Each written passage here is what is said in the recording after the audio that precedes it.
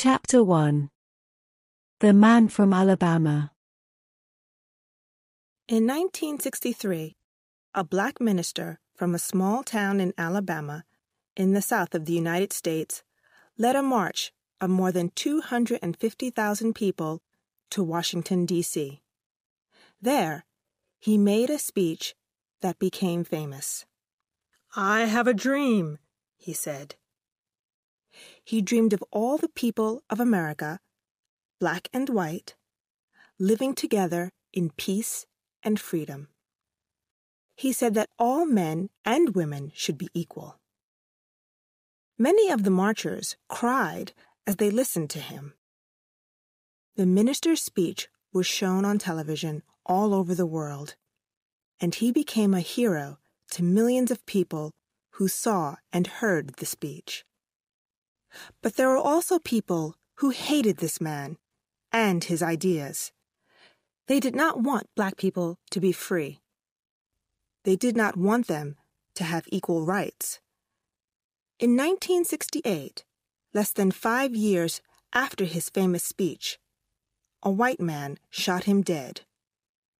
The minister was only 39 years old. When people heard of his death, there was much sadness, and people cried in the streets. But many people were very angry too, and there were riots in the big cities. In Chicago and Washington, black people burned buildings and fought the police. Hundreds of black people were killed in these riots. 15 years after his death, the government of the United States made his birthday a holiday. Today, he is remembered as one of the greatest Americans of the 20th century. Who was this man? Why did so many people love him? Why did others hate him?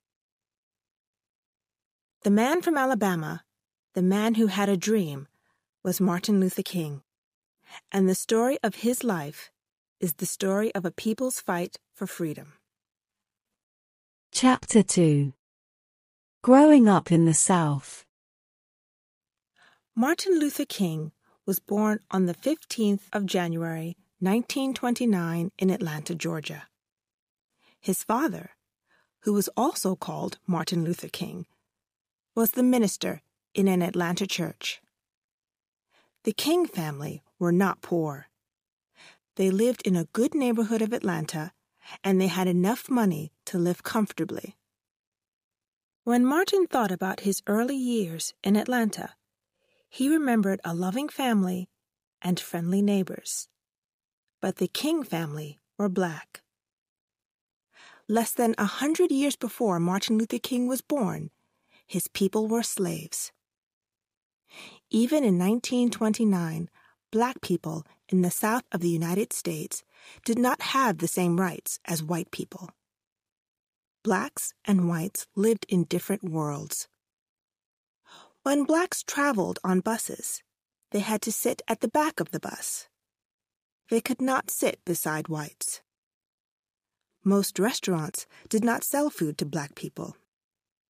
There were different schools for black children and white children. It was like this all over the South. Blacks and whites lived in the same places, but they were kept away from each other. This was called segregation. "Segregation is wrong, but things will get better in time," said Martin's father. "White people will start to think differently one day. We should be patient and wait, because you can't hurry change. It will come, but not soon. We have to wait for it." Young Martin did not agree with his father. If you want to change things, you have to act, he thought. He knew himself what segregation meant. When he was very small, he played with a little white boy across the street from his house. His friend's name was Warren. When Martin started school, he looked for Warren, but he was not there. After school, he went to Warren's house and asked to play with him. The boy's mother said that Martin could not play with Warren anymore because Martin was black and his friend was white. When Martin came home that day, he was crying. He told his mother what had happened. "It doesn't matter what other people think," she told him. "You're as good as anyone else. Don't you ever forget that." Martin remembered his mother's words. He knew that she was right. He was as good as any white boy. But as he grew older, he saw how white people treated black people in Atlanta. Once, when he was in the center of town, he walked into a white woman. It was an accident, but the white woman hit him on the face. When someone asked her why she had done this, the woman replied, "That little black bastard stepped on my foot." Martin's face hurt, but the name that she called him, little black bastard, hurt him even more. When he started high school at the age of 11, Martin began to make speeches. Of course, he often spoke in church. But at school, he talked about the need for change in the South.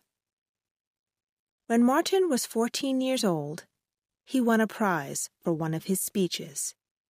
He traveled to Washington with his teacher to get his prize, and they returned to Atlanta by bus. When a white man got on the bus, there were no empty seats, so the driver told Martin to get up and give the white man his seat. Martin refused. Why should he give his seat to this man? The bus driver became angry and called him bad names. Finally, Martin gave the white man his seat because he did not want to make trouble for his teacher. But he was angry. It was not fair that he had to stand while a white man sat in his seat. He did not want to hate white people, but sometimes it was hard not to hate them. Chapter 3. Slavery in the South. In 1929, when Martin Luther King was born in Atlanta, Georgia, most black people in America lived in the South. In fact, 9 out of every 10 African Americans lived in the South. In every way, their lives were worse than the lives of Southern whites. They were poorer, they lived in worse houses, their lives were shorter. Most blacks in the South could not vote. Some black people who were alive in 1929 had been slaves. They had belonged to their white owners, and they were treated like things, not people. White people could buy and sell slaves just like houses or land. In the past, many countries have used slaves. Hundreds of years ago, there were slaves in Rome and Athens. They worked on farms and in the houses of rich people. But they were not slaves forever. After some years, they became free men and women again. But in North and South America, slavery was different.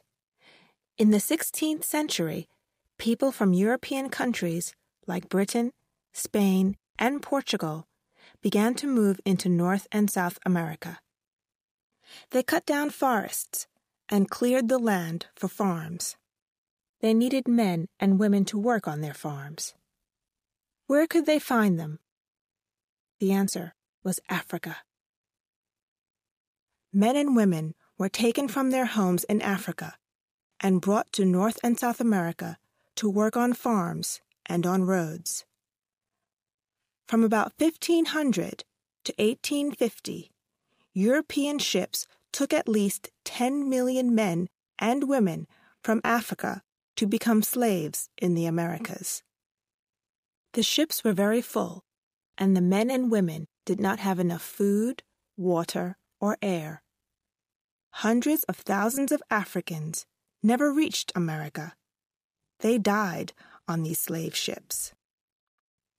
When African slaves arrived in America, they were sold to white farmers. Often, people from the same family were sold to different owners and never saw each other again. Husbands lost their wives, and children were taken away from their mothers. In the South of the United States, the farms were very big. The farmers usually grew sugar or cotton, and they needed slaves to do the hard work in the fields. The white farmers gave the slaves food, clothes, and houses, but the slaves had to stay on the farm. They belonged to the farmer.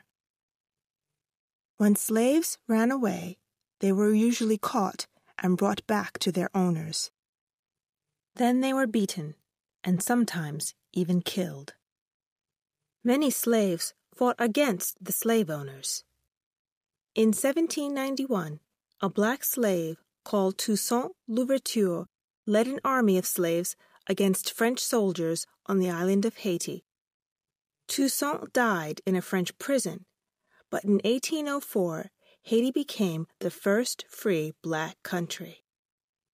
In Virginia, in 1831, a slave called Nat Turner led slaves against their white owners. They did not succeed, and Turner himself was killed. But the slave owners were afraid that one day the slaves would win the fight. Some black leaders wanted to return to Africa. In 1822, a new country was born in West Africa. This was Liberia, a country for people who were once slaves but were now free.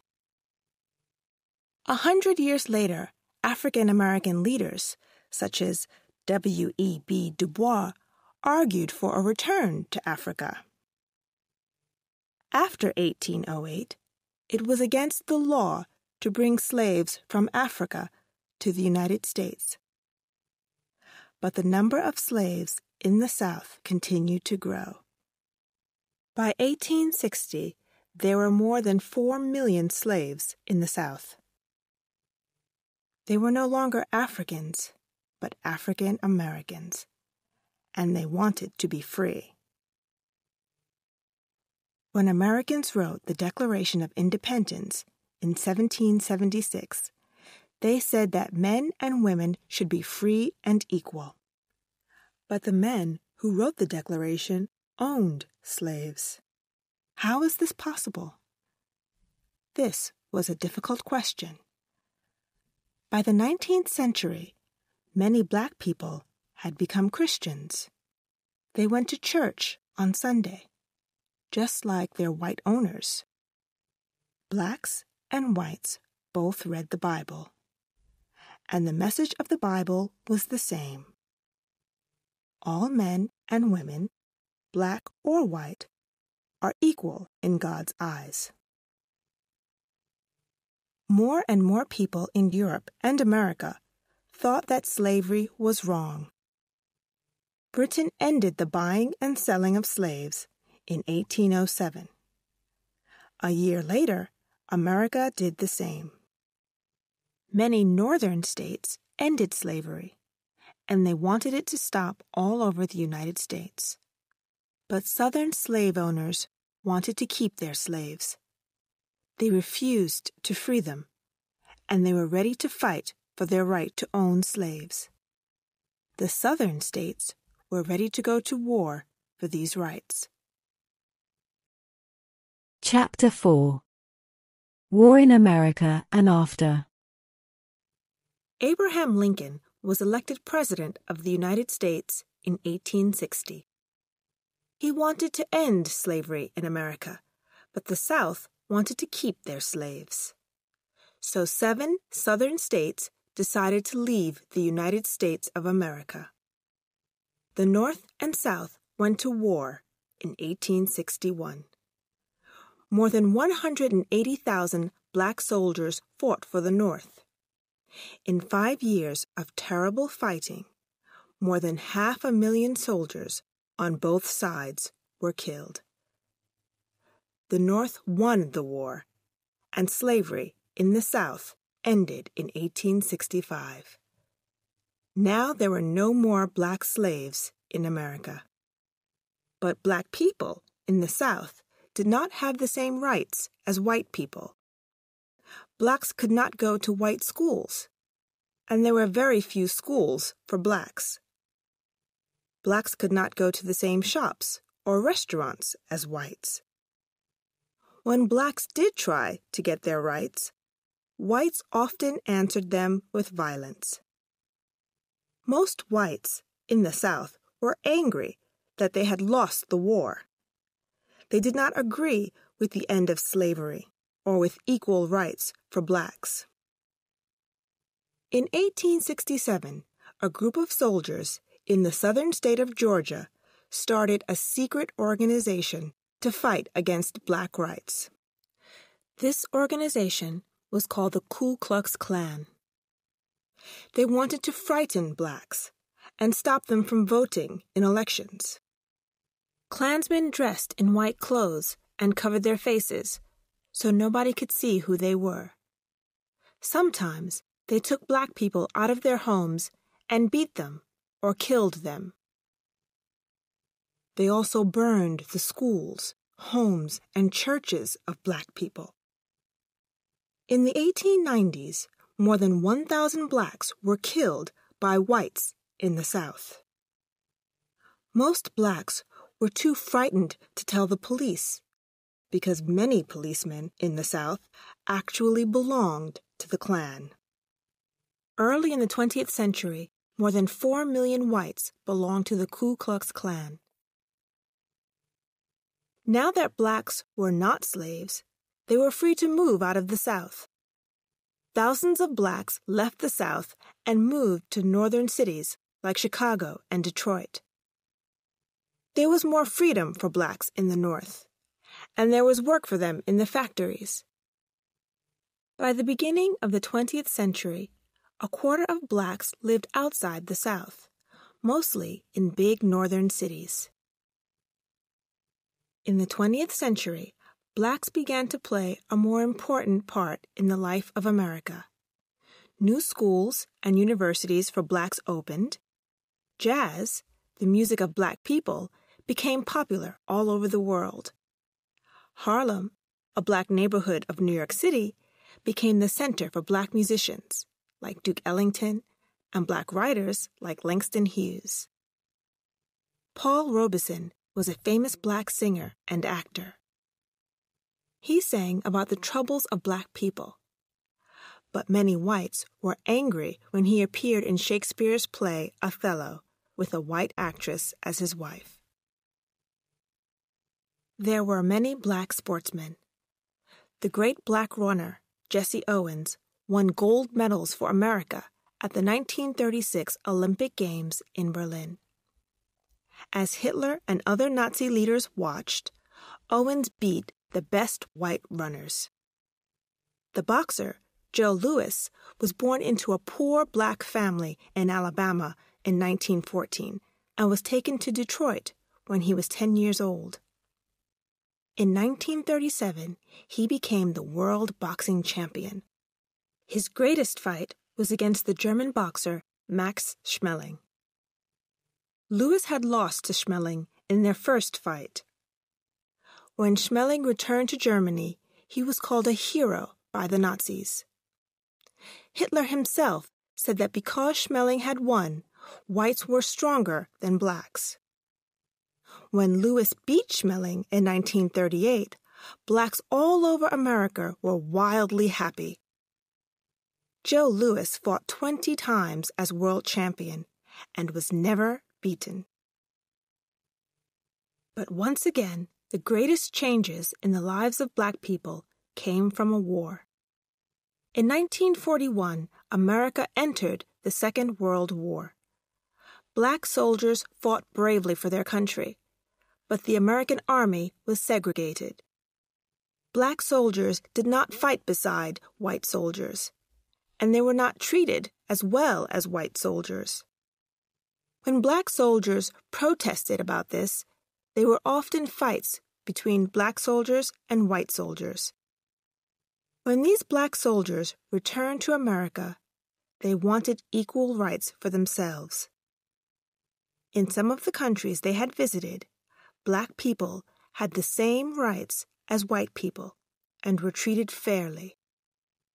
After the war, even more blacks moved to the North and became richer. Some things got better. Black workers in 1950 were paid twice as much as black workers in 1940, and more blacks began to go to university. But black Americans got much less money than white Americans, even when they were doing the same jobs. Many fewer blacks than whites went to university, and even in the North, there was still the problem of racism. The Second World War had been a war against racist ideas. Many whites in America realized that their own country was racist. Blacks began to vote, and white politicians began to listen to them. In 1948, President Truman ended segregation in the Army. In 1954, a new law said that blacks and whites must go to the same schools and learn together. Things were getting better for black people, but they wanted more. They were ready for someone to lead them towards greater freedom. They were ready for Martin Luther King. Chapter 5. Learning. Martin Luther King was an excellent student. When he was only 15, he went to Morehouse College in Atlanta. He was a clever young man, and he finished his studies there in 1948. Martin's father wanted him to be a minister, but at first Martin said no.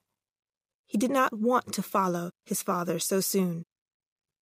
He was learning exciting new ideas from his teachers at Morehouse, and there was so much more that he wanted to know. But slowly, Martin began to think differently. He decided to become a minister, like his father, but to be a teacher, too. He went to Crozer, a college for ministers in Pennsylvania in the North. There were many white students at the college, but Martin was happy to find that they were friendly towards him. In fact, they welcomed him. Martin realized that black people and white people did not have to hate each other. But how could he make white people in the South see this? He wanted to make them think like him, but he did not know how. He began to think seriously about this. In his last year at Crozer, Martin went to hear a talk about the Indian leader Mohandas Gandhi. Gandhi and his followers had fought against the British in India, but they had used nonviolence, not guns, to get a free India. They had refused to pay money to the British government. They had sat in the road to stop the British Army. Thousands of them had been arrested for refusing to obey unfair laws. Gandhi thought that love was more powerful than hate. If you love your enemies, you can beat them, Gandhi had said. Martin was excited by Gandhi's words. Could black people in the South end segregation without violence? Martin continued his studies at Boston University. Now he was Dr. Martin Luther King. His family were very proud of him. But Martin was lonely in the North. He felt far from home, and he knew that his work was in the South. Then some friends introduced him to a young woman from the South called Coretta Scott. They fell in love and married in 1953. Soon they started a family. For the rest of Martin Luther King's life, he and Coretta worked together to fight segregation in the South. In 1954, the Kings moved back to the South. Martin became minister of the Dexter Avenue Baptist Church in Montgomery, Alabama. Once he was back in Alabama, Martin realized that things were beginning to change in the South. Black and white children were starting to go to the same schools. There were new laws against segregation. But white people in the South decided to fight against these laws. Clearly, trouble was coming in the South. And the trouble began in Martin Luther King's new home, Montgomery, Alabama. Chapter 6. The Montgomery Bus Boycott. Rosa Parks was a black woman who worked in a shop in Montgomery. Every day, she took the bus to and from her work. One day, in December 1955, Rosa Parks got on the bus to go home and sat in the seat at the front. There were 3 other black people sitting near her. More and more people got on the bus, and soon there were no more seats. White people had to stand. The driver stopped the bus and asked the black people at the front to give their seats to white people. 3 of them stood up, but Rosa Parks stayed in her seat.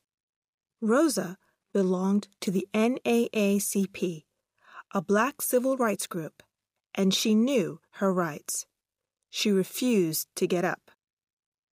"Why don't you stand up?" said the driver. "I don't think I should have to stand up," Rosa answered. "If you don't stand up, I'm going to call the police," said the driver. "You can do that," said Rosa. So the driver called the police, and Rosa Parks was arrested and put in prison. The arrest of Rosa Parks made many black people in Montgomery very angry. But it gave them a chance to protest against the policy of segregation on the buses. For years, the NAACP had wanted to take action against the city's bus company. Now they had a chance. But who could lead them? Martin Luther King had only been minister of the Dexter Avenue Baptist Church for a year, but he was well known for his honesty. The NAACP asked King to meet them and decide what to do. It was time to end segregation on Montgomery's buses. They met in King's church. King said that black people should boycott the buses in Montgomery. "If we refuse to ride on the buses, the company is going to lose a lot of money," he said. In the end, they will have to end segregation. King agreed to lead the boycott. When the meeting finished, King was worried. He discussed his worries with Coretta, his wife. Will the bus boycott succeed? He wondered. Will black people obey the boycott? Most black people don't have cars, so how are they going to get to work? If people can't get to work, perhaps they will lose their jobs. Maybe the boycott will hurt black people more than it will hurt white people. How will that help black people? There were a lot of questions, and King and his wife talked for hours. Neither of them slept well that night. Next morning, King and Coretta got up and looked out the window. There was a bus stop in front of their house. They waited for a bus to come. At last, the first bus came, and it was empty. Then the second bus came, and it was empty too. It was the same all over Montgomery. Black people walked to work. Some of them walked 20 miles or stayed at home. Black taxi drivers drove people to work in their taxis for the same money that they paid on the bus. The boycott was working. The bus boycott lasted for more than a year. Many black people were arrested and put in prison, and King was one of them. Some white people were angry with King and they thought he was dangerous. One night, someone left a bomb outside the King family home. It exploded, but luckily no one was hurt. The bus company was losing money, but it refused to change its policy. Shops in Montgomery were losing money too, because black people were not coming into town to shop. The owners of the shops wanted the boycott to end, but the bus company did not want the NAACP to win. The boycott leaders went to an Alabama judge. They said that segregation on buses was wrong. The Alabama judge did not agree with them, so they went to Washington to see the most important judges in the country. On the 13th of November, 1956, these judges said that segregation in buses was against the law. The Montgomery bus boycott had succeeded. Chapter 7. Big Trouble in Little Rock. The Montgomery bus boycott made Martin Luther King famous. People all over America began to talk about the young black minister who had organized it. But King knew that Montgomery was only the beginning. Black people had won their fight in Montgomery, but it was not the only fight that they had to win in the South. To win their civil rights, black people needed to organize themselves. In 1957, hundreds of Southern black church leaders met together to talk about what to do next. At the meeting, King said that black people had to work together to win their civil rights. The church leaders organized themselves into the Southern Christian Leadership Conference, SCLC. Martin Luther King became the president of the SCLC. He told them that they had to join together to fight for the rights of black people in the South. King wrote a book, Stride Toward Freedom, to explain his ideas. In his book, he talked about the teachings of Gandhi. King believed that nonviolence was the only way to win the fight for black rights. In Montgomery, the boycott had been nonviolent. The police had beaten the protesters, and they had tried to break the boycott by violence, but the protesters had not fought back. They had no sticks or guns, and they had not fought violence with violence. They had just refused to let people treat them unfairly, and they had won because they were right, not because they were violent.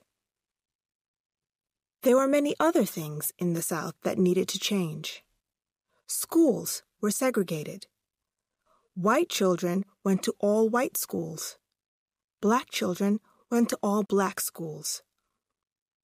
Although there were more black children than white children in the South, much more money was spent on white schools than on black schools. But in 1954, the law was changed. Now, it was against the law to have different schools for black children and white children.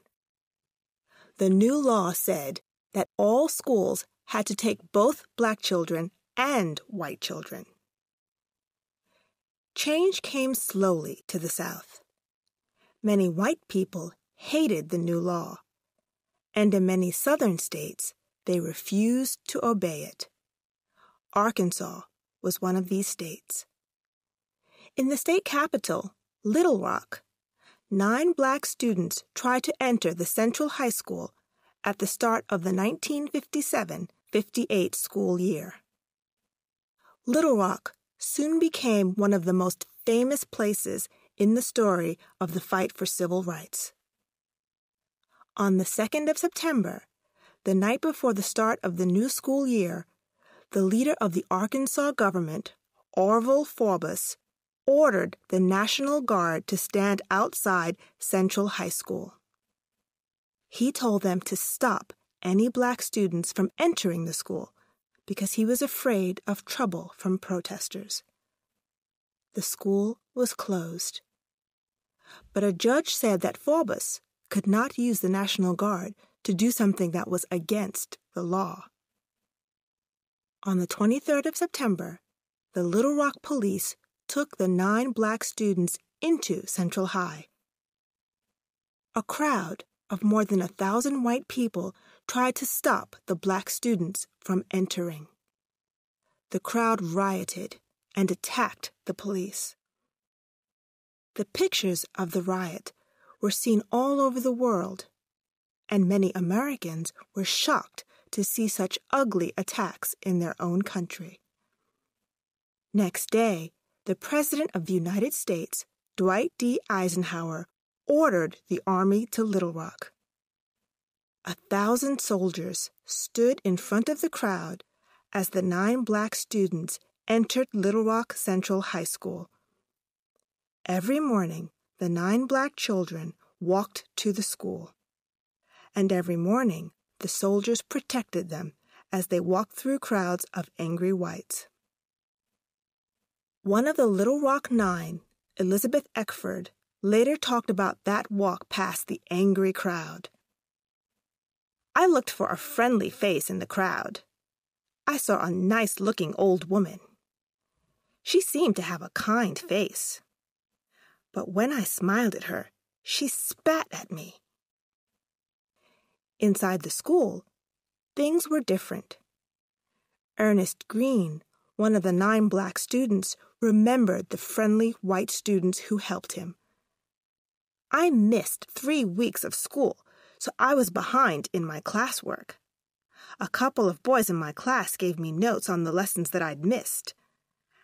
After seeing the crowd outside the school, I was really surprised by this. Chapter 8. A New Start.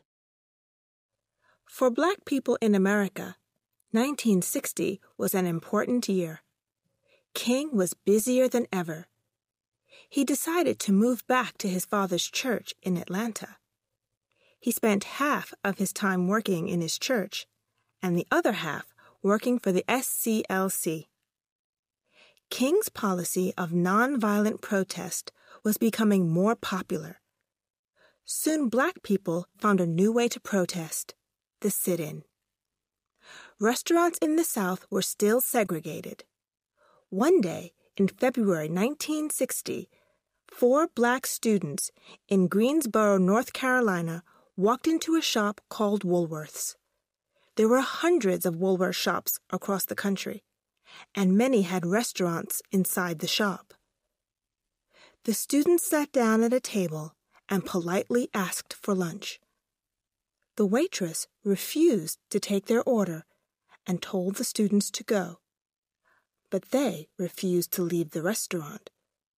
Instead, they began a sit-in. They sat at their tables and waited until the restaurant closed. Next day, some more students joined them. Then, some white students joined the sit-in too. The Greensboro students were arrested, but the sit-ins did not stop. Soon, there were sit-ins at restaurants all over the South. More white students from the North traveled to the South to join the sit-ins. In July 1960, Woolworth's finally agreed to let both blacks and whites use their restaurants. Other big companies did the same. So once again, nonviolent protest had been successful in the battle for civil rights. Martin Luther King joined the sit-ins. When students held a sit-in at an Atlanta restaurant in October 1960, King stayed with them. He was arrested and put in prison. King was not sorry to go to prison. Like Gandhi, he believed that you should not obey a bad law. If the law is unfair, he argued, then it is right to break it. It is better not to obey a bad law than to obey it. If this means that you go to prison, then you have to accept that. King was not afraid of prison, but King's family and friends were afraid for him. They knew that King's life was in danger in prison. He had many enemies, and there were people who wanted to kill him. In the South in 1960, it was not difficult to kill a black prisoner. Coretta King went to John F. Kennedy for help. Kennedy had already said that segregation was a bad thing, and he promised to help King. When Kennedy asked the judge to let King go, the judge agreed. But Martin Luther King later went to prison many more times when he refused to obey unfair laws. 1 month later, in November 1960, John F. Kennedy became President of the United States. Across the country, people were full of hope. The young president promised a new start. Surely this must mean the end of bad laws and freedom at last for black people in the South. But most white people in the South still did not want change. They were ready to fight to keep their way of life. There was a road to freedom, but it was not short, and it was not easy. Chapter 9. Birmingham to Washington. 1963 began badly for the SCLC and Martin Luther King. He had had success in Montgomery and Greensboro, but now, for the first time, he failed. The SCLC tried to end segregation in Albany, Georgia. They fought against the town government and the police for almost a year. But at the end of the year, Albany's schools, libraries, and parks were still segregated. King had lost in Albany. Now he needed to win somewhere. He started to think about Birmingham, Alabama. Birmingham was one of the worst cities in the country for black people. It was sometimes called Bombingham because there had been so many bomb attacks on houses and churches in black neighborhoods. There had been 18 of these attacks in the last 6 years, but no one was ever arrested for them. The chief of the Birmingham police was a man called Bull Connor. When the SCLC organized protests in Birmingham, Connor's policemen beat the protesters and attacked them with dogs. Hundreds of protesters were hurt, and hundreds were arrested. King was one of the protesters who went to prison. When he was in prison, King read that some white church leaders had called for an end to the protests. They said it was not the right time for protests. King was angry when he read this. He wrote a letter to the white churchmen. In it, he said, "You say it's not the right time to protest. You say wait. For years I've heard the word wait. For too many years, black people have waited. Too often. Wait means never." There was a problem with the protest. When men and women were arrested and put in prison, they often lost their jobs.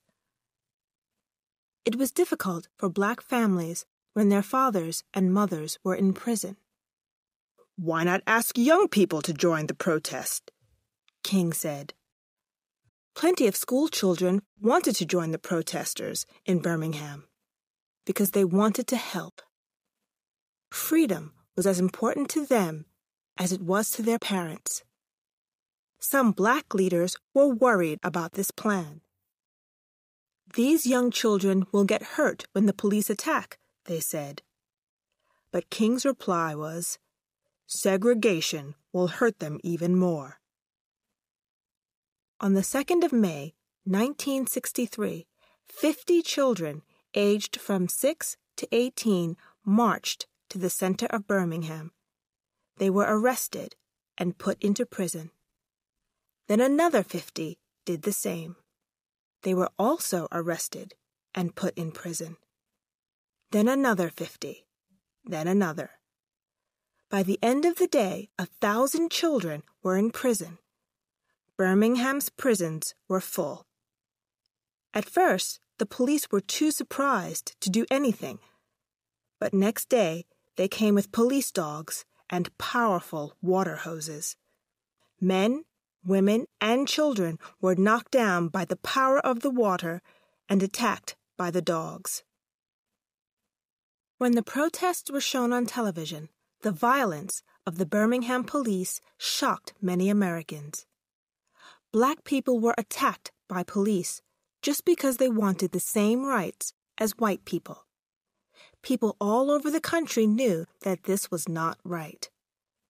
They knew that things had to change. And people in other countries were shocked too. How was this possible in a country like the United States of America, the land of the free? People began to ask questions about freedom in America. Was it only for white Americans? What about Black Americans? Birmingham agreed to stop segregation in its schools and on its buses. King had won the battle. Later in the year, he had his finest moment. In the summer of 1963, President Kennedy tried to get a new civil rights law. Civil rights leaders organized the biggest protest march of all to support the president. They wanted people from all over the country to go to Washington, D.C., and ask for equal rights for Black Americans. On the 28th of August, 1963, more than 250,000 people came to Washington and marched to the Lincoln Memorial. There were speeches and songs. Finally, Martin Luther King stood up and made the greatest speech of his life. "I have a dream," he said. In the America of his dream, blacks and whites were equal and lived together in peace. The speech was shown on television all over the world. People cried when they heard King's words. Surely things must change now, they thought. The country was full of hope for the future. But later in that year, 1963, America was once again shocked by terrible violence. Chapter 10. This country is sick. A month after King's Washington speech, there was more violence, again in Birmingham, Alabama. A bomb was thrown into a black church, and 4 young black girls were killed. King's message did not change, but the bomb made it harder to persuade people that nonviolence was the answer. On the 22nd of November, 1963, President John F. Kennedy was shot dead in Dallas, Texas. King had known Kennedy well and worked with him. They had argued about the best way to win equal rights for blacks, but they had agreed that equal rights for all must come soon. Like most Americans, King was shocked by Kennedy's death. "This country is sick," he said. Sometimes he thought about his own death. Perhaps somebody hated King enough to kill him too. He wondered about the new president. Lyndon B. Johnson came from the South. What was his policy on segregation? Did he want to end it, like Kennedy, or to continue with it? Nobody knew the answer yet. After his Washington speech, King became famous all over the world. When people thought of the fight for civil rights in America, they thought of Martin Luther King. In 1964, he won the Nobel Peace Prize for his civil rights work. He was only 35 years old, the youngest person, and only the second American ever to win this important prize. At the end of 1964, Time magazine named him Man of the Year. King's work continued. In the South, very few black leaders were elected to government. Before people could vote, they had to register. Very few blacks did this because it was very difficult. In Mississippi, for example, only 7% of blacks were registered to vote. King realized that he had to get blacks to register and then vote. That was the best way to change the segregation laws in the South. Registering black voters was difficult in many states, but Alabama was one of the worst. More than 300,000 blacks in this state wanted to vote, but were not registered. King was asked to help black voters to register in Selma, Alabama. Selma was a small town of 30,000 people. Half of the people in Selma were black, but only 1% of them were registered to vote. If blacks wanted to register to vote, they had to pass a reading test. Almost all failed the test, although they could often read better than the whites who gave them the test. To register, blacks had to go to an office that was only open twice a month. The white people who worked in the office arrived late and left early. When blacks tried to register, they were often told to go away. King and the SCLC planned a protest march from Selma to Montgomery, 50 miles away. Montgomery was the state capital, and it was in this city that the arrest of Rosa Parks has started the battle for civil rights. The march started on the 7th of March. Police met the marchers on the road to Montgomery and told them to go back. When the marchers refused, the police attacked them. They beat the protesters, and one man was killed. Once again, people all over the world were shocked by police violence against peaceful protesters. President Lyndon B. Johnson ordered the Selma police to protect the marchers. On the 21st of March, the march from Selma to Montgomery started again. It took 5 days, but this time there was no violence. When the march entered Montgomery, there were 25,000 marchers, black and white. The leader of the Alabama government, George Wallace, refused to meet the marchers or listen to their protests. But the message of the marchers reached the government in Washington. Later that year, Martin Luther King was there when President Johnson signed the Civil Rights Law of 1964. This law protected the rights of all Americans to vote, and it was one of the most important laws of Martin Luther King's life. It made a big difference to blacks in the South.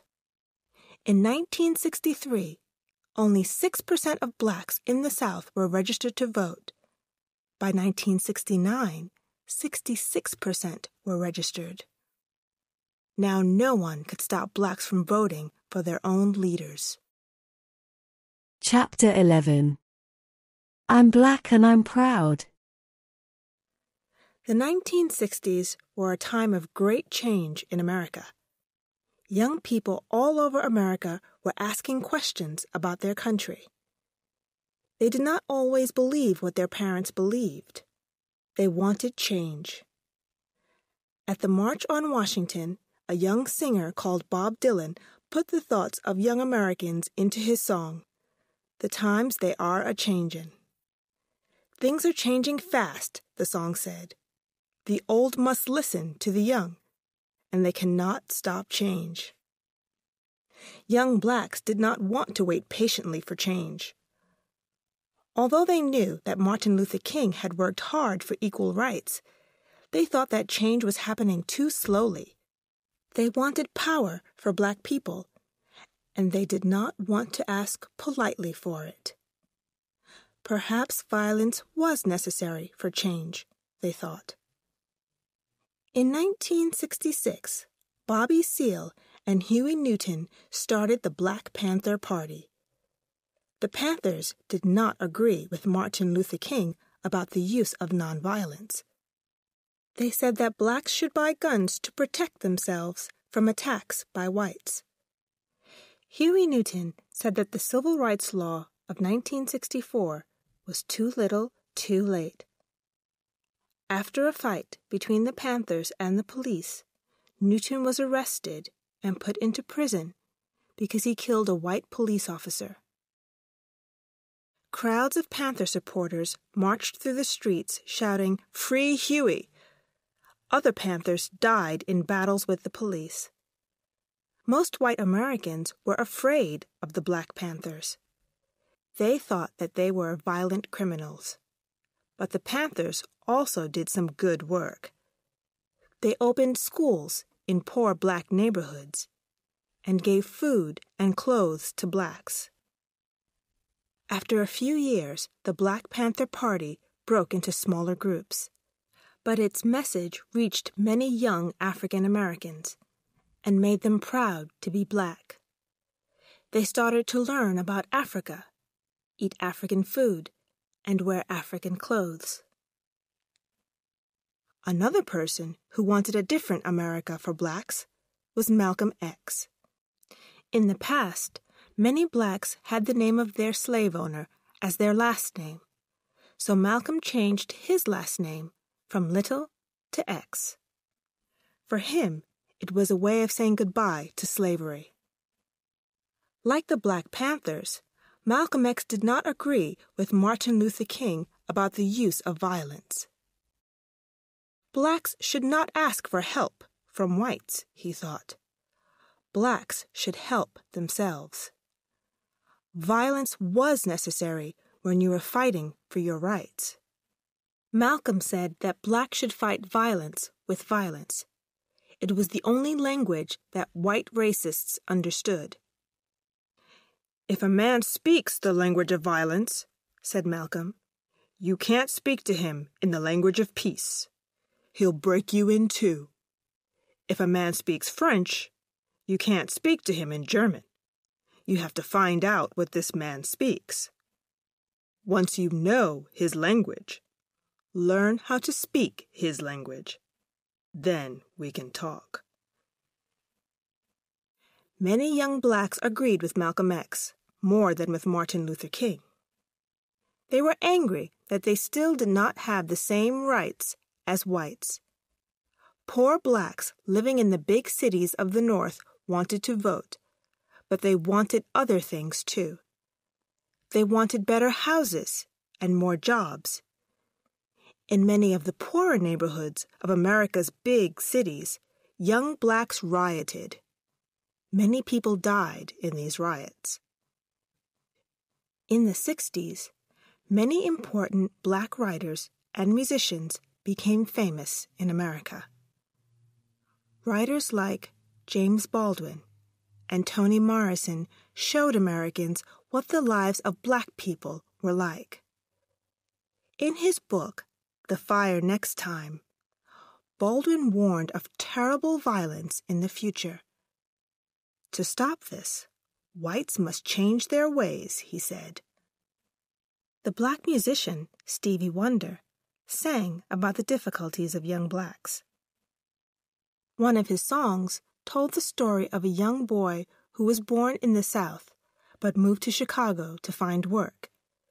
He finds that in the North he is free, but free only to be poor.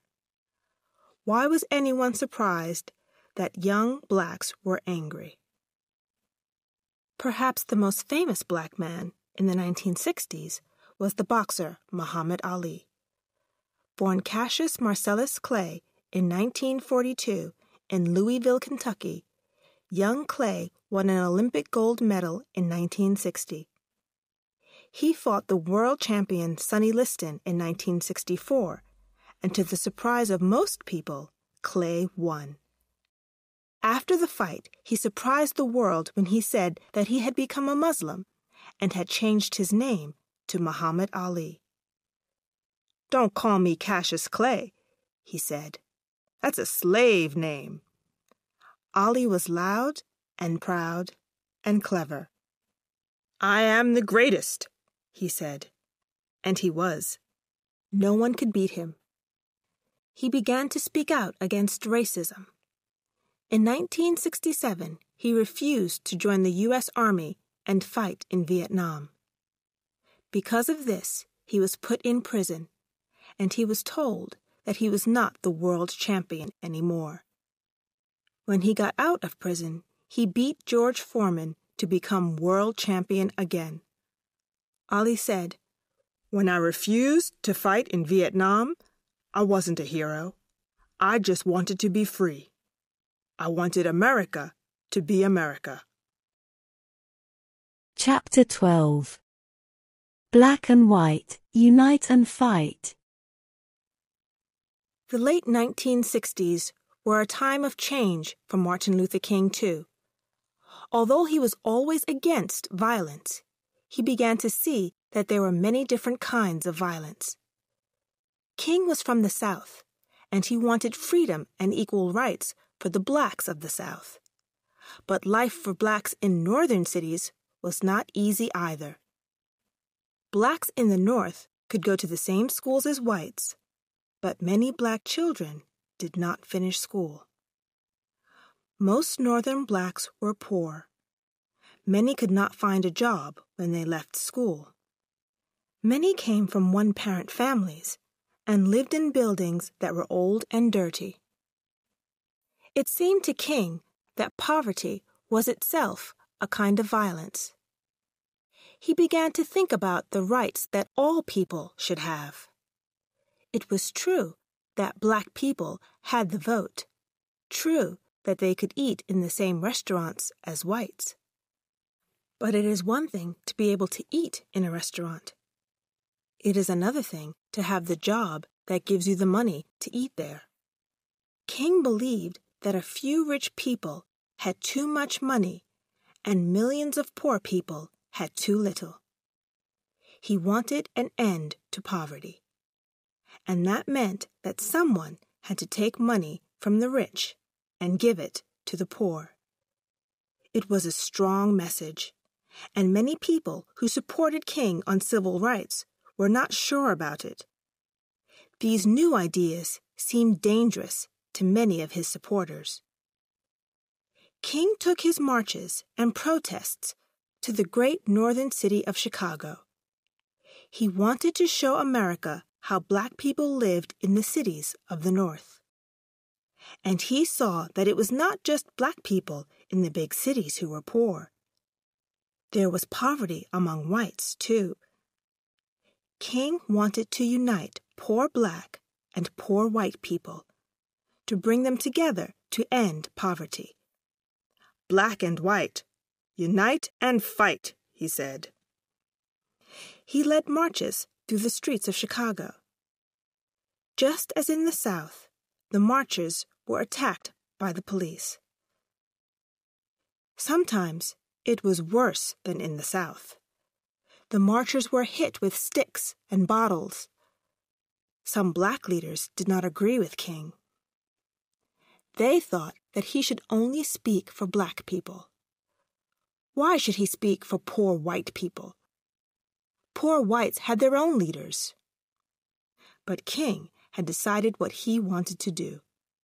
He planned to lead a Poor People's March on Washington. And now everyone in America was thinking about a new problem: Vietnam. All through the 1960s, America was at war in Vietnam. Every year, more and more American soldiers were sent to fight in Vietnam. By 1968, more than 500,000 American soldiers were fighting there. Many of these soldiers were black and came from poor families. In the end, more than 58,000 American soldiers died in Vietnam. Vietnam was a terrible war. more than 2 million soldiers from North and South Vietnam were killed. More than 2 million Vietnamese who were not soldiers were killed or hurt. Thousands of villages were destroyed and rice fields were burned. Many Americans were against the war. They thought it was wrong for America to go to war with a small country like Vietnam. King agreed with them. He was worried about what his country was doing. He decided to speak out against the war. Some of his friends told him not to do this. They said the war was not his business. He should only talk about the problems of black people. But on the 4th of April, 1967, King made an important speech about Vietnam. He said he could not be silent about the war anymore. People had said that he should not speak about peace. He should only speak about civil rights. "These people," King said, "do not know me. They do not know the world in which they live." Then he attacked the U.S. government. He said the war on Vietnam was wrong. The burning and the bombing had to stop. The killing of Vietnamese men, women, and children had to stop. "I speak as a child of God and as a brother to the poor. I speak as an American. The Vietnamese, too, are my brothers and sisters. The American government must stop its violence against the Vietnamese people. War is not the answer." Martin Luther King was attacked for this speech. What did he know about Vietnam? Some newspapers said he was supporting the Vietnamese government when American soldiers were fighting and dying. But protests against the war grew. All over America, protesters fought with the police. University students who refused to join the army and fight in Vietnam rioted. At Kent State University, Ohio, 4 white students were shot dead by the National Guard. "Now we know what it feels like to be black," said one white student. Chapter 13. Death in Memphis. Many people who wanted to change America began to ask questions about Martin Luther King's policy of nonviolence. Was it possible to change things in America peacefully? The Black Panthers and the followers of Malcolm X did not think so. They thought that the only answer to white violence was black violence. One young black leader, H. Rap Brown, said that violence was as American as apple pie. More and more young blacks agreed with him. There were riots in the black neighborhoods of cities like Detroit, Chicago, and Los Angeles. Young blacks joined gangs to protect their neighborhoods from the police and from gangs in other parts of the city. Gangs fought against each other. Guns were used, and many young black men were killed. These killings made King very sad. He hated to see young black men killing each other. He understood why young blacks were angry, but he still thought that violence was not the answer. He tried to persuade young blacks to stop fighting each other and instead start fighting the government that kept them in poverty. But few young people wanted to listen to him. They thought that Martin Luther King did not understand them. To them, he was yesterday's man. He belonged to the past. In 1968, King was tired. Speeches, marches, and protests had been his life for more than 12 years. He had won many battles. Black people were freer than they had been when he began his fight for civil rights. But he knew that there were many more battles to fight. Blacks were still poorer and less successful at school than whites. There were few blacks in important jobs. Young black people did not remember the battles King had won. They wanted more change, and they wanted it now. In March 1968, a group of workers in the city of Memphis, Tennessee, decided to stop work because they were badly paid. Most of these men were black, and they worked hard to keep the city clean. They asked Martin Luther King to help them with their protest. King agreed to march with them. The marchers wanted to protest peacefully, and they sang and held hands. But gangs of young blacks did not want to protest peacefully. They attacked the march, broke shop windows, and fought with the police. A young man was killed in the fighting. After the march, King talked to the gangs. He explained what he was trying to do. He said that violence was not the answer. They needed to hold a peaceful protest. That was the only way that the workers could win. Some of the young men from the gangs argued with King. They said that times had changed and that peaceful protests did not work anymore. Finally, King persuaded them to join him. The gangs agreed to join the workers on their next march. They promised not to use violence.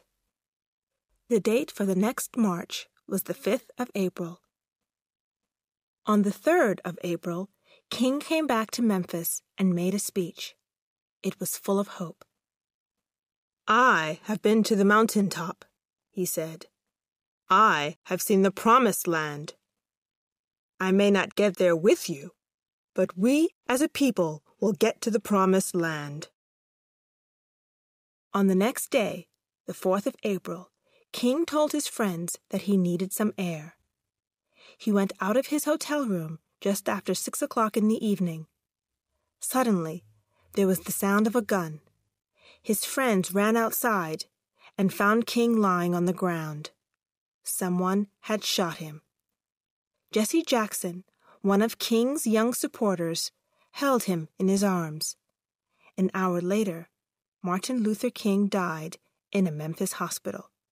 He was 39 years old. Chapter 14. Still Dreaming. Martin Luther King's death shocked America. Black Americans could not believe that they had lost their leader. At first, they were shocked, but soon they were angry. "Go home and get your guns," the Black Power leader, Stokely Carmichael, told a crowd in Washington, D.C. There were riots in all the big cities in the USA. The rioters fought the police. 46 blacks were killed in the riots that followed Dr. King's death. James Earl Ray, a white American, was arrested and went to prison for King's murder. But many people did not believe that Ray had acted alone. They thought that white politicians had paid him to kill King. Even Coretta King did not believe that Ray had killed her husband. Martin Luther King's body lay in his father's church in Atlanta. Thousands of people came to say goodbye to the man who led the fight for civil rights. Later, King's body was taken to lie beside his grandparents. There, written on a stone, are the last words of his most famous speech. "Free at last, free at last. Thank God Almighty, I'm free at last." After his death, many people wanted to remember Martin Luther King in some way. In 1980, Stevie Wonder wrote a song called Happy Birthday. The song said that King's birthday should be a holiday for all of the United States. In 1983, a new law named the third Monday in January Martin Luther King Day, a new American holiday. On the 20th of January, 1986, the first Martin Luther King Day, Stevie Wonder sang at a concert to give thanks for King's life. In the year 2000, all 50 states had a holiday on this day for the first time. What happened to the other people in the Martin Luther King story? Jesse Jackson, who was with King when he was killed, stood for election as President of the United States in 1984 and 1988. Later, he worked for President Clinton, and he has visited many countries to work for peace. Bobby Seale still works for civil rights, but does not believe in guns and violence anymore. Malcolm X was shot dead in February 1965 as he was giving a speech at a meeting. Huey Newton came out of prison in 1970 and went to live in Cuba. When he returned from Cuba, he left the Black Panthers after some trouble over money. He was shot dead in 1989 in a gunfight over drugs. James Earl Ray was sent to prison for 99 years. He died in Nashville in 1998 at the age of 70, still protesting that he had not killed Martin Luther King. Rosa Parks left Montgomery and moved to Detroit. She continued working for civil rights. In 1990, she met Nelson Mandela just after he left prison. And Mandela said that he often thought about her brave action while he was in prison. She was given the Presidential Medal of Freedom in 1998. She died on the 25th of October, 2005, aged 93. Coretta Scott King began the King Center in Atlanta, Georgia, to continue her husband's work. For the rest of her life, she worked for peace and civil rights. She died on the 31st of January, 2006. 4 U.S. presidents went to her funeral: George W. Bush, his father, George H.W. Bush, Jimmy Carter, and Bill Clinton. Now, Dexter Scott King, son of Martin Luther King and Coretta Scott King, manages the King Center. Martin Luther King's body was moved to the King Center, and now Coretta's body is there beside his. And Martin Luther King? What can we say about him today, more than 40 years since his death? Has his dream of a fair and equal America come true? There are more Black Americans in important, powerful jobs than ever before. More than 300 American cities are governed by Black leaders. On television, there are many Black reporters and newsreaders. In 2001, Colin Powell became the first African American Secretary of State for Foreign Affairs. In 2005, Condoleezza Rice was chosen for the same job. At a meeting in African American History Month, she talked about what Martin Luther King's ideas meant to her. Black Americans, African Americans, have always believed in America, even in the darkest times. They believed in America when America didn't believe in them. Martin Luther King told America that it should be true to itself. And finally, America did the right thing by African Americans. But only 59% of Black Americans are registered to vote. And the Black vote is important, most of all when America votes for its president. In the presidential election of 2004, when George Bush beat John Kerry, more than 90% of African Americans voted for Kerry. Martin Luther King's dream has not yet come true. Blacks and whites are not yet equal. Look at the young Americans who go to prison cannot find a job or die in street violence. For every white person who finds himself in this group, there are 5 blacks. Being black in America is like wearing shoes that don't fit, an African American writer has said. You can get used to them, but they're not comfortable. That's the way it's always been. It's the way it always will be. The fight for civil rights in America has had many leaders. It has also had other people who worked quietly for that fight. Many of those people were not well known at the time, and nobody remembers them now. But for more than 10 years, Martin Luther King was the voice of those people. He was a great speaker whose words could persuade people. During the bus boycott in Montgomery, one of King's followers said, "Dr. King, you have the words that we're thinking but can't say." And that is why we still remember Martin Luther King today.